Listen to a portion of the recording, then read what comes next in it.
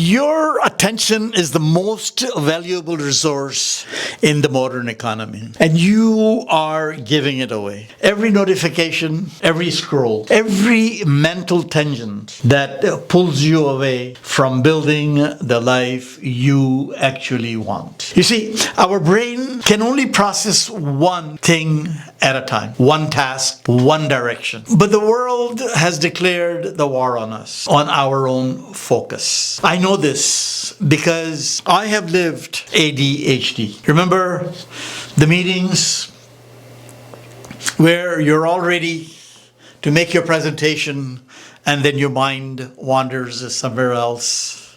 Or that sales call where you have everything already, where you know your products, where you know your presentation, but then you get distracted. Bam, another lost. Or you're sitting at an interview. You know your stuff, but your mind wanders off. But here is what I realized early from my life. That with this ADHD, I needed to work on my own focus. I needed to be present where I have to be for my work, for my life, for my personal business, for everything that I wanted to achieve. I knew if I wanted to be somebody, I needed to learn to focus. So what I did was I started to look at books, start to read different books on concentration, on meditation, on mindfulness, on concentration, on everything that can help me do my job, anything that can help me stay focused to what I wanted to do. And this is what I found out.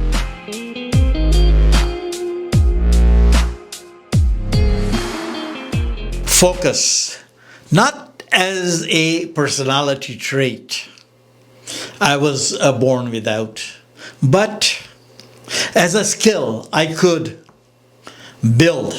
I just wanted to know how to hijack my own psychology and how I can rise to the top with putting my focus, my attention on what I wanted to do. You see, what I learned that 99% of the people who are in this situation never get to learn what to do. They get themselves involved because we live in this culture, the hustle culture, which says you can do so many things, but that's not the truth. We need to learn to focus. Focus is a competitive advantage.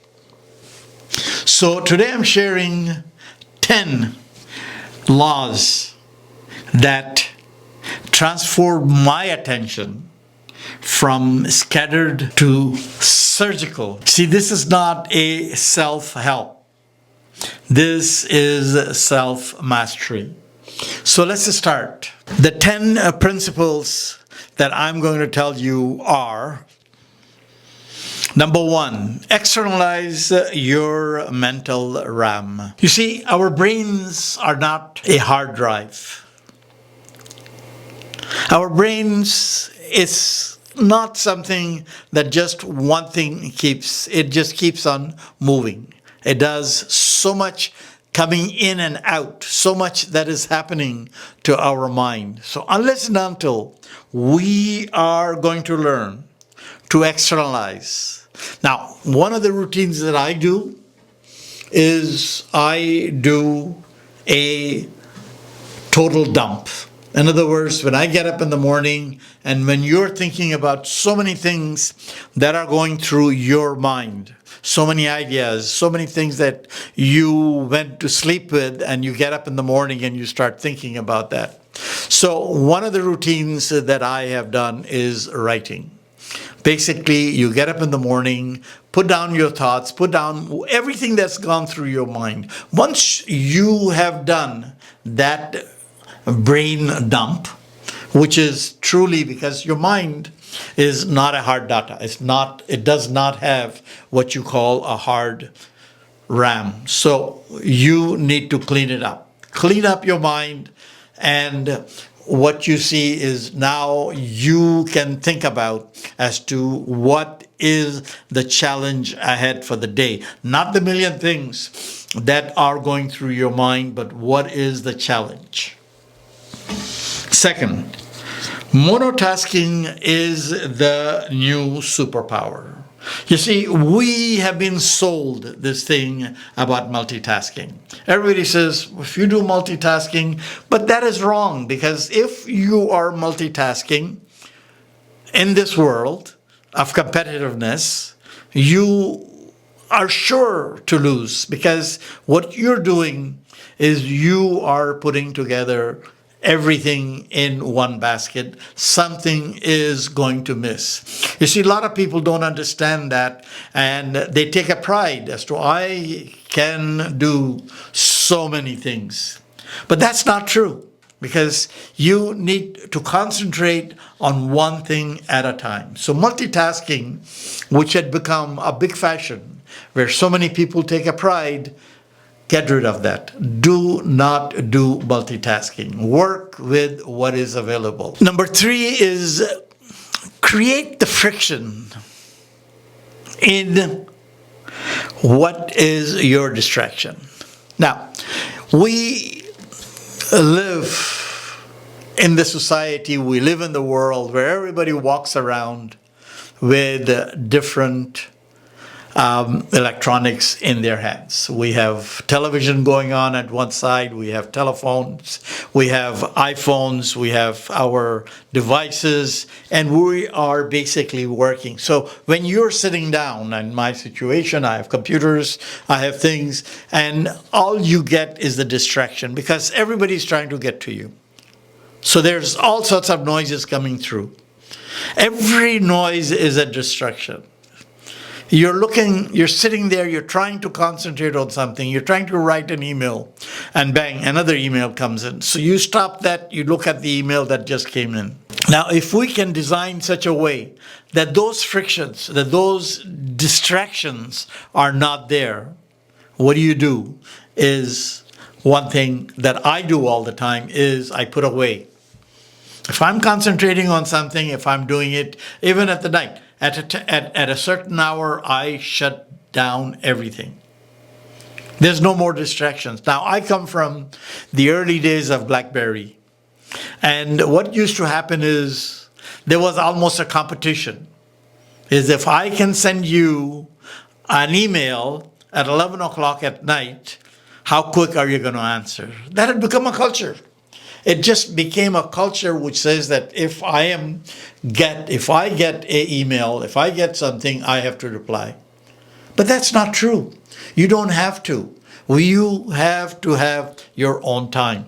I am on school right now where distraction could be really a very big thing, because you're constantly getting messages from other community members. But if you can find yourself a time, if you can say, I am going to answer these things at a certain time, then that just helps. So we have to go in friction with the distraction itself. Now, number 4, time boxing is non-negotiable. This is Parkinson's principle, Parkinson's law. Imagine if I had one day, the whole day, to just write one email. When would I do it? I will wait till the last minute. It will take me that one day because I permitted myself. I just permitted myself to do that email in one day. But if I give myself 15 minutes, half an hour, 2 hours, whatever that time frame is that you feel is reasonable, give yourself that time. So box yourself into that. Time box it. Say, I'm going to do this in 1 hour, in 2 hours, 15 minutes, but time box it. Once you start time boxing it, and that's the Parkinson's law. And I have been an accountant where I used to prepare income tax returns for many clients. And mostly of the clients would show up at the last day because they knew, even though we would be giving them advance notices that please come earlier so that we can do that, they would just come at the last minute, because a lot of people, they do wait till the last time because they know that they have the time. So as long as we know that we have the time, we will waste it. Box it. Give yourself no choice. Once you've boxed it, it will give you the right results. Ritual, a trigger flow. You know, every athlete, every superstar has a pre-game ritual. Why can't we have a pre-game ritual? Before going to a meeting, do what you think you need to do to get yourself into a better shape, into that particular mode that now you are going into that game of life. Now you're going into that meeting. I did that. I started to do that a while ago. Going anywhere I'm going, if I'm going to a meeting, I prepare myself with that meeting, not only before with all my documents and everything, but when I get in my car driving towards the meeting or getting on wherever I'm going, whatever I'm doing. Most of the time I'm going to somewhere else, but driving, I just put myself in the meeting right away. So what happens is by the time I get there, my mind is totally concentrated on that particular meeting. So ritual triggers, they trigger a better flow. Just like an athlete does it, just like an artist before they get on the stage. So create a ritual. I always did that, and I found that that really helps when you are going to do something. Consider yourself as that performer in the current economic events. Then, rest is the part of the work. That's number 6. Rest is the part of the work. You see, again, we create a hustle culture. And in a hustle culture, we feel that the faster, the more we are running around, the more we can accomplish. I believe that to be wrong. You need to have certain rest. You need to have certain just recovery from what you have done. So it's very important that you are rested up. Be it the night before, be it just before the meeting. Take that 10 minutes. Take that 5 minutes that it needs to just sit quietly, rest up, recharge your batteries, and then you say you are ready to go. Now, number 7 is offload your working memory. This is the same as we keep on talking. Always we keep on talking about as to how we are going to offload. Because you see, the mind, it just goes on. So it's just like if you look at your computer and you have so many tabs that are open. So unless you're going to offload all the tabs and then just concentrate on the tab that or the task that is at hand. So that becomes extremely important that we offload our mindset, we offload our tab. Because if we don't do that, that is going to become a difficult situation, because all you're doing then is just, your mind is just going through everything. You know, these are all small things. These are all very small things. But in the world where there is so much going on, where there's so many distractions, and if you want to be a winner, and if you want to be out there, then you need to do that. Number 8, your biology is your foundation. Again, more and more the science is proving it. More and more people are proving it. More and more you listen to Harvard Business News, their economic situation, they are now going back to the basics. How's your biology? What situation are you in? Are you just running from pillar to post? Are you just running around doing, accomplishing basically nothing? Because that's what happens when you are just running in different corners. But if you looked after your biology, if you had the time to rest up, if you had the time to do exercise, to eat properly, so that you're not hypered into certain situation. How many times I've met people in the days when people are just loaded up with the coffee and sugar, and then they are trying to perform something. They're trying to show you something, but then they're so hypered up that it just, the deals would not flow, because that is where it becomes very difficult. So we have to be calm within, and that comes by looking after our own biology. Now, number 9 is train attention agility. You see, this is something that it took me a while, but I understood that, and that came through meditation, where you can learn to sit and put attention to something that is at hand instead of running. Now, obviously, and I've been meditating now for years, and still there are days where everything that comes, well, there are all the days where everything comes in, because your mind, that's what it does. But if you can learn to calm your mind, and that creates the focus. So meditation and being mindful, it's so important that when this is the one way that you are going to train your own mind to focus on something. And then finally, number 10 is measure the progress, not the perfection. You see, because this whole thing is a process, and the process does not happen in one day. You know, all the 10 items that we talked about, these are the most wonderful things that you will do when you are keeping your focus, your attention.